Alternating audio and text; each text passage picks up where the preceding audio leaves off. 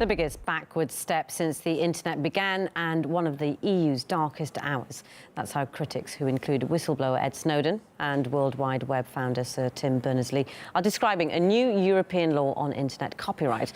The rules force tech firms to moderate content before it's published. Critics warn only the biggest companies like Facebook can pay for such huge moderation operations, forcing all but the largest tech firms out of business. Tech giants will also have to pay for media content, though some warn they will simply stop posting media content altogether. However, each EU member still has to approve the legislation.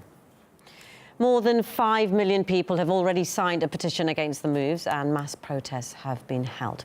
There has also been a huge backlash online. Dictatorship and censorship on the grandest scale. Biggest backward step since the internet began. This is one of the darkest hours in the history of EU. Time will never forget the lobbyists and the MPs that submitted to them. Save your internet. I'm in complete disbelief. Are you telling me that 5 million signatures and the protest didn't even make an impact? So what the f*** happens now? I'm livid. However, the EU's copyright rapporteur insists everything is fine. The adopted text contains numerous provisions that will guarantee the internet remains a space for free expression. We listened to the concerns raised. The meme, the GIF, the snippet are now more protected than ever before.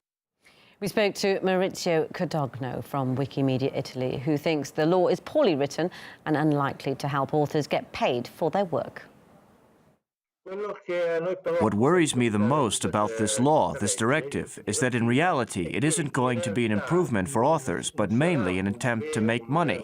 The big players like Google and Facebook aren't taking into consideration the practical consequences of what could happen, and thus there's no certainty that authors will make money at all. There are some articles, especially closer to the end of the directive, that expand authors' rights, but having read the whole text, I got the feeling that those articles, even though present, can do little. We should always be aware that in the majority of cases, there is a big difference between the author who produces the content and the publisher who has the rights to it. The directive says a lot about the publisher and not enough about the author.